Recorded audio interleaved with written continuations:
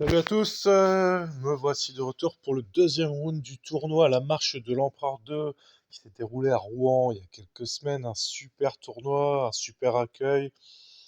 Et ici, un super round 2 contre Fusil qui joue les ogres. Alors je joue toujours les elfes sylvains bien sûr, avec une liste assez équilibrée, qui a quand même un bon fond de tir.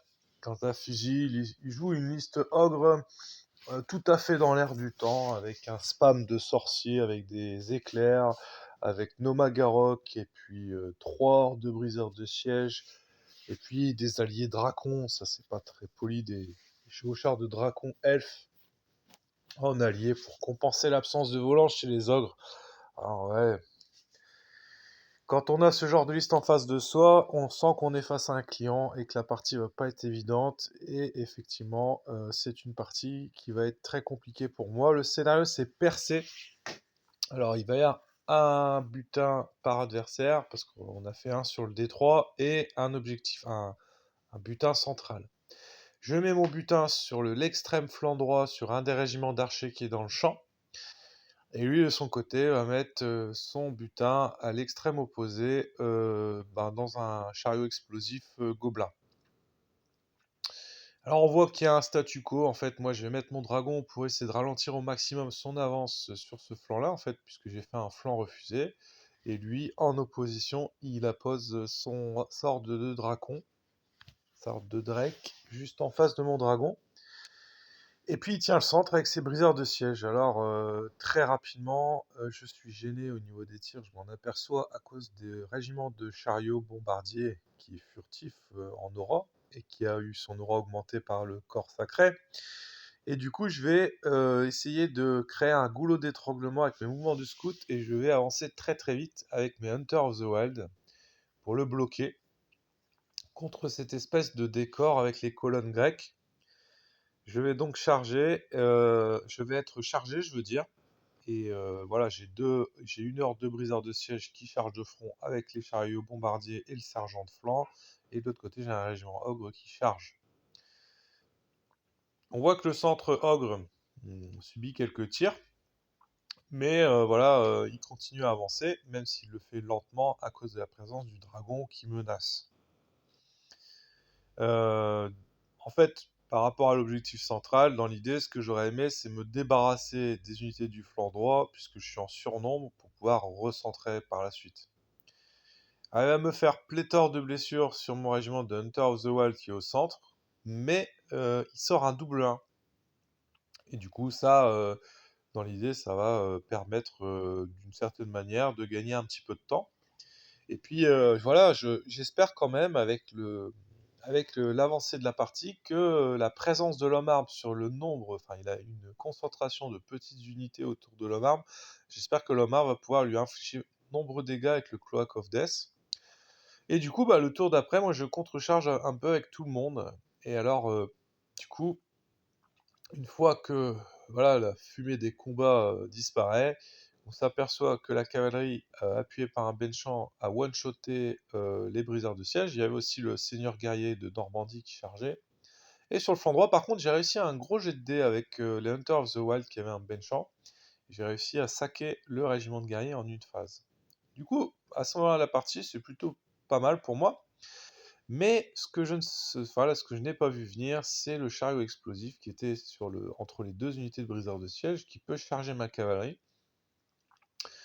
Et en même temps, je pouvais pas faire grand-chose, parce que ces unités collinent les unes aux autres, et du coup, je pouvais pas vraiment me reformer, et ces briseurs de siège vont charger un régiment de Hunter of the Wild. Et voilà, les chariots bombardiers vont contrecharger le régiment de Hunter of the Wild qui aurait dû mourir le tour d'avant. Du coup, ça risque de faire quand même un peu de ménage. Heureusement, de mon côté, j'avais fait un peu le ménage juste avant. Et du coup, ça fait que la partie est quand même assez serrée. Donc là, je vais tenter un truc. Sur le flanc gauche, je me dis, j'aimerais bien quand même aller chercher ce petit chariot explosif. Bon, il le place habilement. En fait, à l'origine, j'aurais voulu détruire le chariot et rester caché derrière le monument. Mais il se met à l'entrée du monument de telle manière que voilà, si je le détruis, ces dracons vont me voir. Donc je décide de sacrifier un Master Hunter. Si je fais suffisamment de blessures sur les dracs, je me dis peut-être que le dragon en une fois il peut passer à travers. La cavalerie, elle est ébranlée parce qu'il a vraiment foiré ses jets avec le chariot explosif.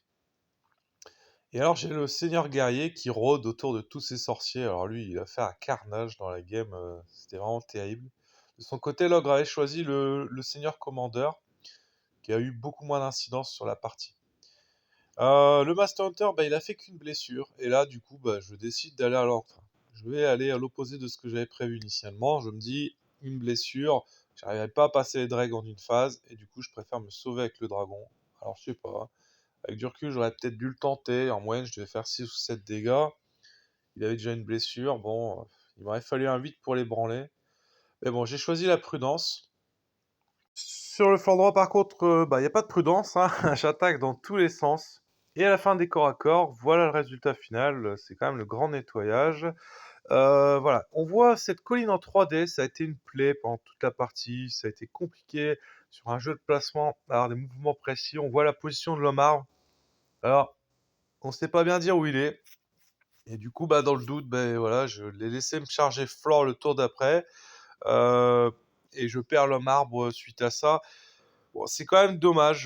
C'est vrai que c'est plus beau, hein, sur les photos, les collines en 3D et tout, en partie entre copains. Et maintenant, c'est vrai que j'aime bien, moi, quand on a la possibilité d'avoir un petit patron du décor en 3D, en carton en dessous ou en papier, qui fait la superficie de la colline. Et ça permet aux joueurs de pouvoir retrouver plus de précision dans les mouvements, hein, dans les moments critiques comme celui-là.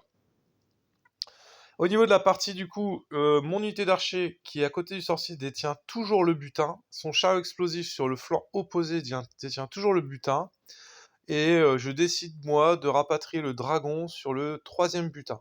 Et donc, à ce stade de la partie, on est sur une victoire des elfes sylvains. Et je sacrifie un deuxième Master Hunter sur les dragons pour les retarder au maximum, pour m'assurer la condition de victoire. Donc là, clairement, je refuse le jeu pour aller chercher le match nul, puisque avec les archers, je charge les ogres, mais juste avant, je dépose le butin voilà, sur le sol, et comme ça, je me dis, même si tu mes archers, comme on est au tour 6, au tour 7 ou au tour 6, je ne sais plus, il ne pourra pas ramasser le butin. Donc là, les Hunters of the Wild, lors de mon dernier tour, vont se positionner devant le dragon, et du coup, on est sur un statu quo, puisque lors de son dernier tour, il va me détruire les archers qui sont sur le flanc 3, mais il va pas savoir ramasser le butin, qui va rester voilà, sans surveillance. Et du coup, bah, une partie particulièrement haletante, voilà, avec beaucoup de rebondissements. Et au final, on est sur un 10-10, tellement c'est serré que il y a eu égalité aux objectifs, mais aussi égalité au kill point. Et du coup, pour la troisième ronde, bah, je suis ouais, je suis dans la moitié haute du tableau, puisque avec 10-10, je suis à 30 points.